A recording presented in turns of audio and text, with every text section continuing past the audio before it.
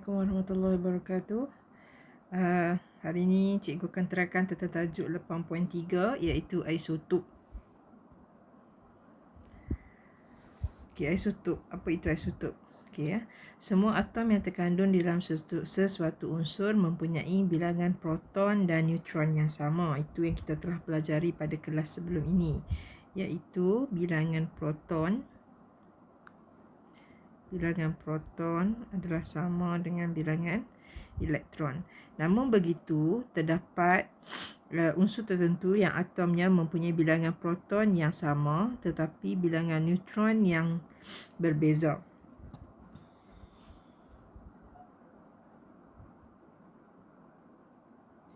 Contohnya dalam jadual ini, kita tengok untuk hidrogen.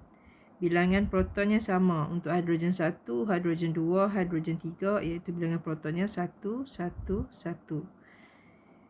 Dan bila bilangan protonnya 1, bilangan elektron juga sama dengan bilangan proton. 1, 1, 1. Tetapi bila kita tengok bilangan neutron berbeza. Hidrogen 1 cuma tiada langsung neutron. Hidrogen 2 ada 1 neutron. Hidrogen 3 ada 2 neutron. Itu yang membezakannya. Sebab tu kita panggil ni sebagai isotop. Isotop tu adalah atom yang mempunyai bilangan proton yang sama tetapi bilangan neutron yang berbeza. Nombor yang di bahagian belakang nama isotop, contohnya hidrogen 1, hidrogen 2, hidrogen 3. Ini menunjukkan nombor nukleon ataupun jisim atom relatif. Nombor nukleon. Nombor nukleon adalah hasil tambah bilangan proton dan juga bilangan neutron. Contoh, untuk hidrogen 1, bilangan protonnya 1. Bilangan neutronnya kosong. Jadi 1 tambah kosong dapatlah 1. Untuk hidrogen 2, bilangan proton 1 tambah dengan bilangan neutronnya 1. Jadi jumlahnya 2. Untuk hidrogen 3, bilangan proton 1 tambah dengan 2 neutron, jadilah hidrogen 3. Sekali lagi, nombor proton adalah bilangan proton tambah neutron.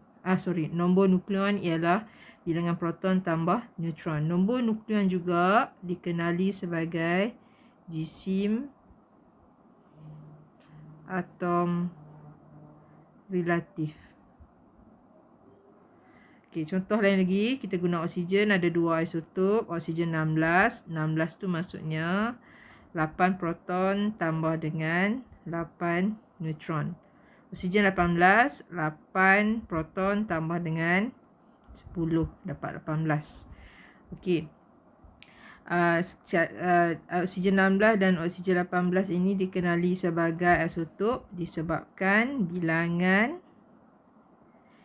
protonnya sama, iaitu 8, tetapi bilangan neutronnya berbeza. Sebab itu ia dikenali sebagai isotop. Ini contoh isotop bagi hidrogen 1, 2 dan 3. Isotop biasanya ditulis nombor nukleonnya.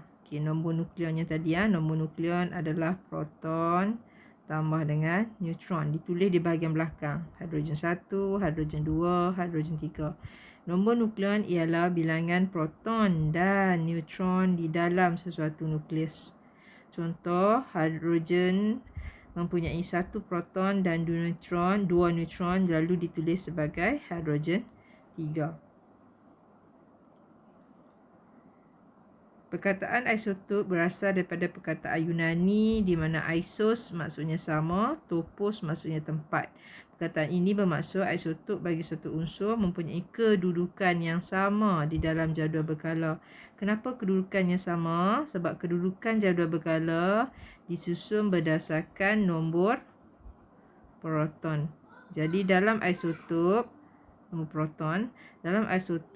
nombor proton adalah sama. Sebab tu dipanggil isotop.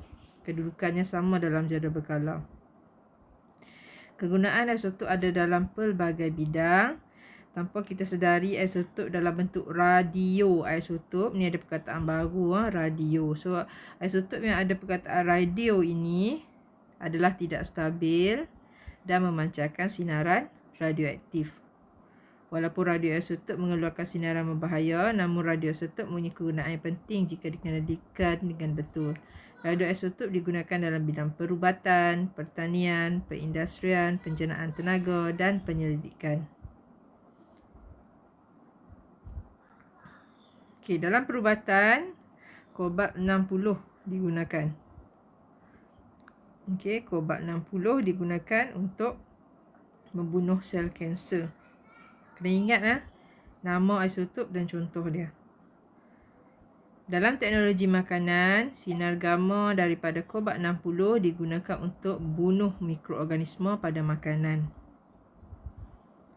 Dalam bidang pertanian, kita ada fosforus 32. Mengkaji kadar penyerapan baja fosforus. Okay, fosforus itu keluar. Senang nak ingat. Baja fosforus.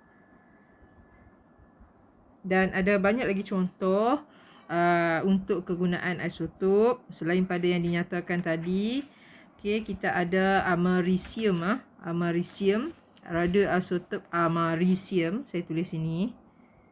Americium digunakan untuk menentukan tebal kertas. Okey. Lagi kita ada yang selalu ditanya iaitu karbon 14. Yang ni digunakan untuk menentu usia fosil. Okey. Lagi kita ada dalam bidang perubatan lagi iodin 131. Okey, yang ni digunakan untuk menentukan kesihatan kelenjar tiroid. Kelenjar tiroid. Okey, dan kita ada lagi uranium 235. Ini digunakan dalam penghasilan tenaga nuklear. Kegunaannya untuk jana elektrik.